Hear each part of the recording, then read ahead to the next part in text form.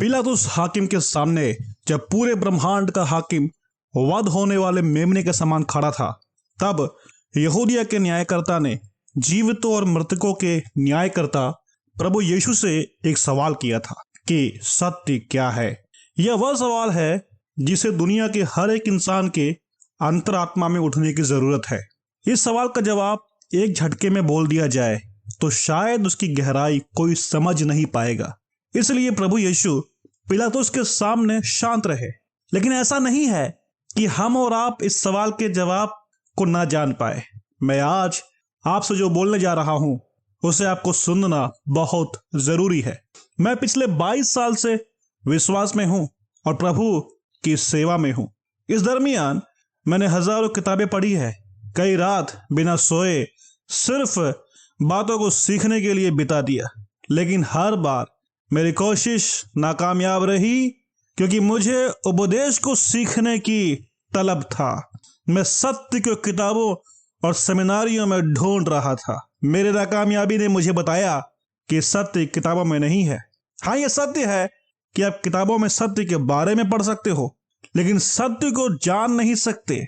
मैं इस वीडियो को उन भाई बहनों और सेवकों को समर्पित करना चाहूंगा जो सत्य को जानने के लिए किसी भी हद को पार कर सकते हैं। मैं सत्य का एक दीवाना हूं और सत्य के दीवानों के लिए सत्य की गवाही, सत्य की जुबानी बोलना चाहता हूं। हो सकता है कि आपका शरीर आपको यह वीडियो ना देखने दे या आपका बिजी शेड्यूल आपको इस वीडियो को ना देखने दे, लेकिन आज आपको हर हालत में इस वीडियो को देखना ही पड़ेगा। इस वीडियो में मैं आपको 4 पॉइंट्स बताऊंगा।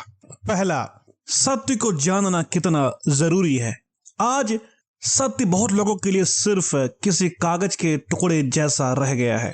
बहुत लोग अपने फायदे के लिए सत्य जानना चाहते हैं, जैसे कि बड़ा बनने के लिए, अमीर बनने के लिए, प्रॉब्लम मुक्त रहने के लिए, शैतान को भगाने के लिए, परिवार में शांति रखने के लिए। थोड़ा खुल के बताऊं तो सत्य जानने से ज्यादा जरूरी उनके लिए ये सभी बातें हैं। उनकी मंजिल सत्य नहीं है, बल्कि उनके मंजिल को हासिल करने का जरिया है सत्य। सत्य का जानना दूसरे बातों के लिए जरूरी नहीं होना चाहिए, बल्कि स्वयं सत्य के महत्व के कारण सत्य के लिए ही होनी चाहिए। सत्य आपके लिए जानना जरूरी इसलिए है ताकि आप खुद से आजाद हो सको। हाँ, खुद से मतलब अपने स्वयं से, अपने स्वार्थ से आजाद हो सको।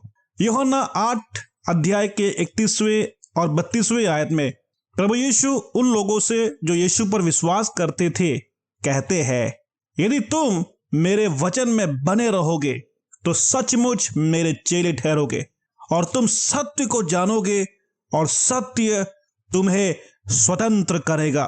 ध्यान दीजिए, सत्य क्या कर सकता है? वह आपको आजाद कर सकता है। यह आजादी किस चीज से है? आयत 34 में प्रभु यीशु कहते हैं कि जो पाप करता है वह पाप का दास है। पाप ही वह हथियार है जिसके द्वारा शैतान अपना राज्य इंसान में खड़ा करता है। पाप का निवास आपके शरीर में, जो आपका स्वयं या स्वार्थ है, उसी में रहता है। आपका स्वयं या स्वार्थ ही वह सॉफ्टवेयर है जिसे शैतान ने जन्म दिया है। इसीलिए आयत 44 में प्रभु यीशु विरोध करने वालों से कहते हैं कि तुम अपने पिता शैतान से हो, अर्थात शैतान उनका पिता है। लेकिन सवाल है कि शैतान किस तरीके से उनका पिता है? क्या शैतान ने उनके शरीर और आत्मा को जन्म दिया है? नहीं, बल्कि शैतान ने उनको जन्म दिया है, अर्थात उनके स्वार्थ को। यह स्वार्थ है हम सबके अंदर का मैं। देखिए, एक दुष्टात्मा ग्रस्त आदमी से दुष्टात्मा को निकालना बहुत आसान है, लेकिन जो ऐसा करते हैं वो स्वयं जानते हैं कि वो अपने स्वयं को खत्म नहीं कर पा रहे हैं। यीशु के नाम से हम दुष्टात्माओं को निकालने में सफल हो, लेकिन अपने अंदर से खुद को निकालने में कई बार असमर्थ होते हैं। रुपए की चाहत, ईर्ष्या करना, डाह करना, दूसरों को माफ ना करना, अपने आप को दूसरों से बड़ा करके दिखाना, ये सब शैतान के कारण नहीं है, बल्कि ये खुद के कारण है, स्वार्थ के कारण है।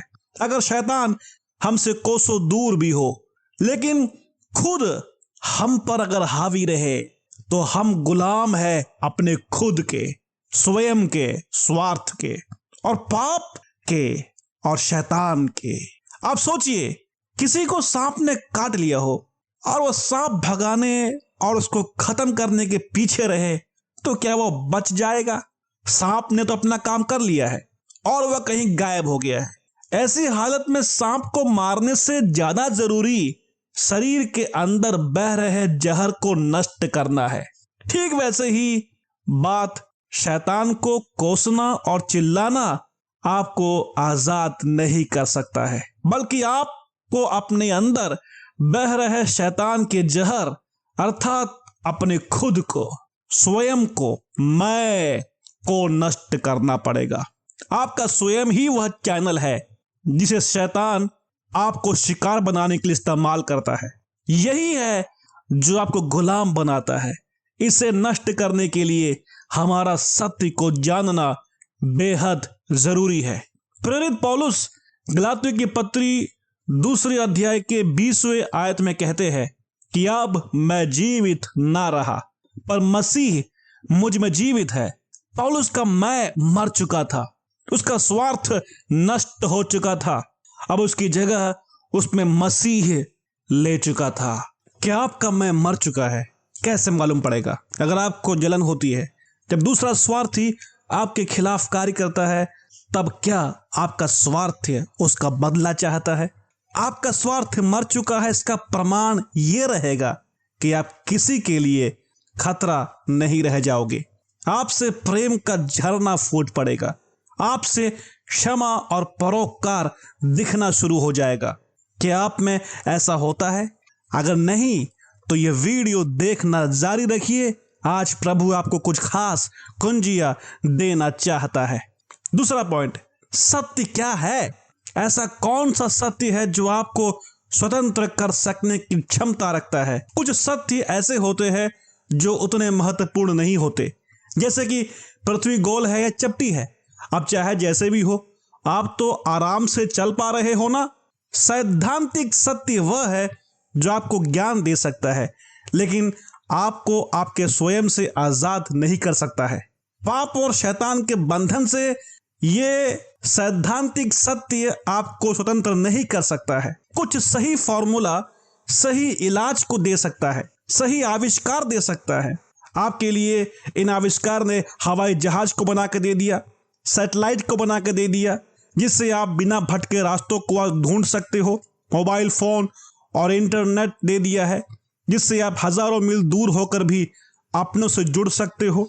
इस सत्य ने दुनिया को बदल दिया है, लेकिन इंसान बुरे से और बुरे होते जा रहे हैं, क्योंकि जितनी पुरानी इंसानियत है उतनी ही उम्र स्वार्थ की भी है।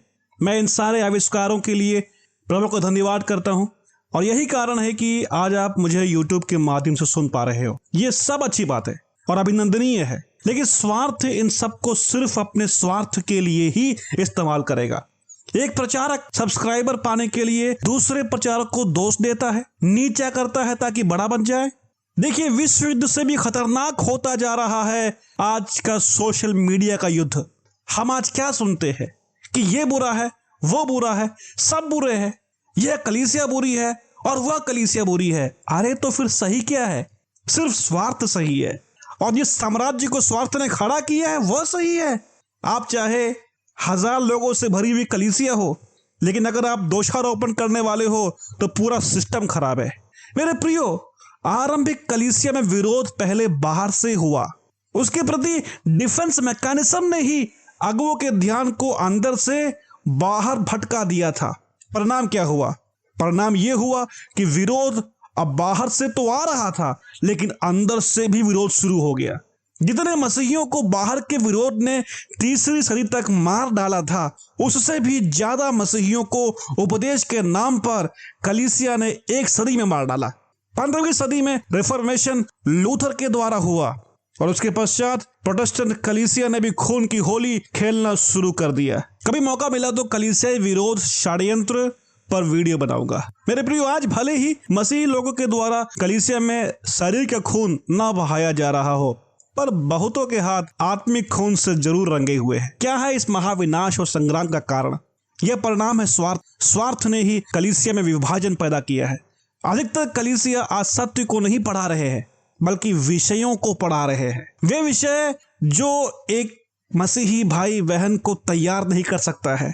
हाँ, हो सकता है कि उनकी इच्छा के मुताबिक का प्रचार हो रहा हो, अध्ययन हो रहा हो, लेकिन सत्य को जानने में कोई मदद नहीं मिल पा रहा है, बिल्कुल नहीं मिल पा रहा है।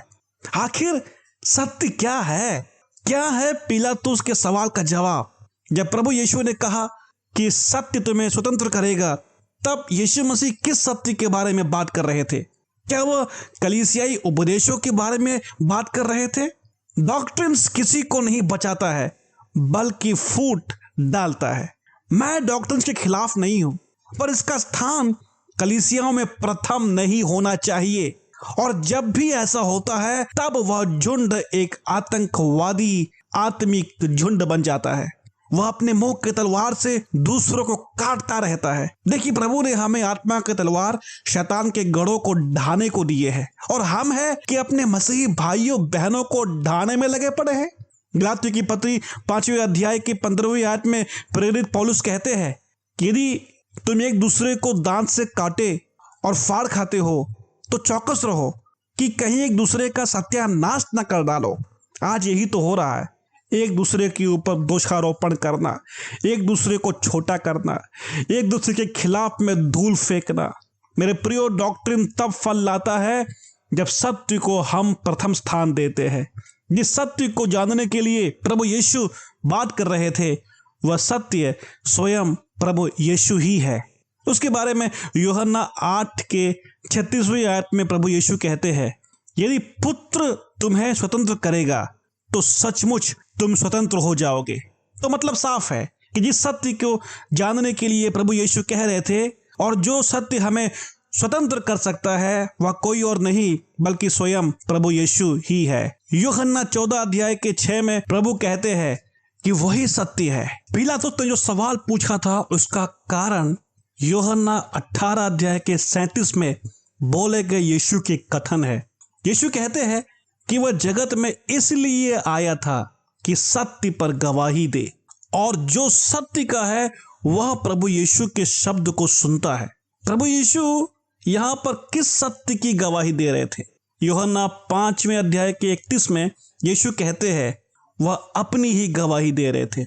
यूहन्ना 8 अध्याय के 18 आयत में प्रभु कहते हैं कि वह स्वयं अपनी ही गवाही देते हैं और पिता भी उनकी गवाही देते हैं। पिलातुस के सवाल का जवाब है कि प्रभु यीशु ही वह सत्य है, और इस सत्य को हम सभी को जानना जरूरी है। तीसरा पॉइंट, सत्य को कैसे जान सकते हैं? सत्य को जानना और सत्य के बारे में जानना एक ही बात नहीं है। ये सुनना कि शक्कर मीठा होता है, गन्ने से बनता है, सफेद रंग का होता है, यह सब शक्कर के बारे में है। लेकिन जब आप शक्कर खुद खाते हो, तब वास्तव में शक्कर को जानना शुरू करते हो। सत्य के बारे में बोलना भी जरूरी है, और यही प्रचार बहुत लोगों को सत्य जानने में मदद करेगा। कभी कभी लोग कुछ प्रोडक्ट के बारे में प्रचार देखकर उसको चखने के लिए खरीदते हैं। वैसे ही प्रभु यीशु के बारे में प्रचार करना जरूरी है। यूहन्ना 8 अध्याय के 31 में यीशु कहते हैं कि यदि तुम मेरे वचन में बने रहोगे तो मेरे चेले ठहरोगे। आयत 32 में यीशु कहते हैं कि तुम सत्य को जानोगे, और सत्य को जानने के लिए देखिए 2 सीढ़ियां हैं।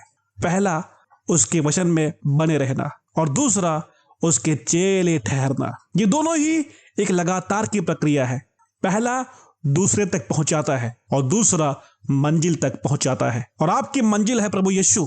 ध्यान दीजिए कि प्रभु कहते हैं यदि तुम मेरे वचन में बने रहोगे तो। यह किसी किताब या फिर आपके कलीसिया के अगुओं का वचन नहीं है, बल्कि ये डायरेक्ट कॉल है प्रभु यीशु के साथ।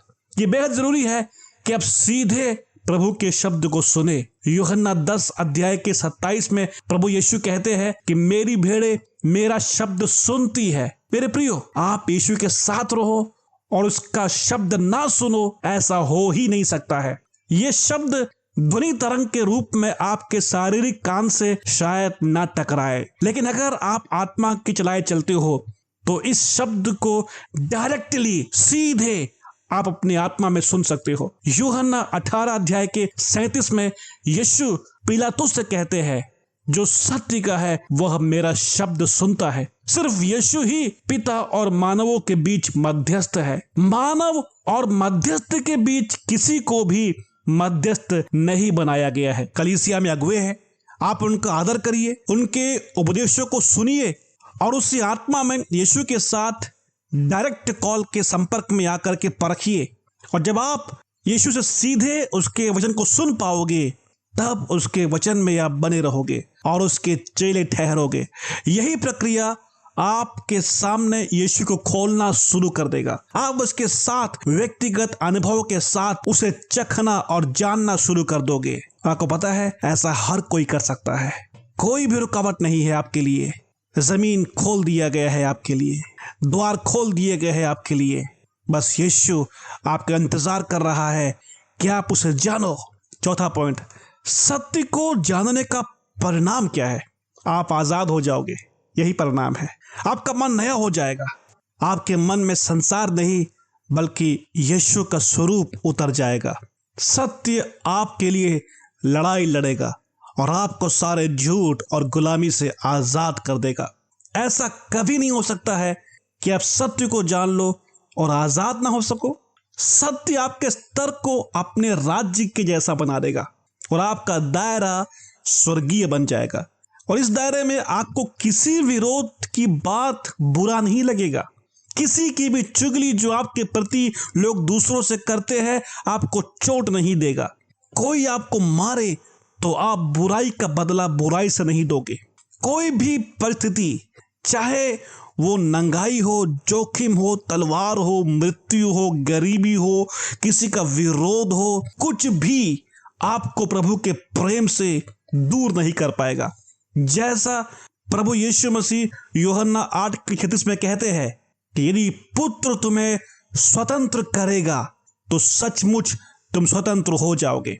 मेरी यही प्रार्थना है कि आप सब प्रभु यीशु को सही रूप से जानकर सच्ची आज़ादी को यीशु मसीह में हासिल करो, ताकि एक ऐसा मसीही समाज खड़ा होने पाए जो निष्कलंक, निर्मल और प्रेम से भरा हुआ हो। मिलते हैं अगले वीडियो में, तब तक के लिए शालोम। प्रभु आपको सलामत रखे।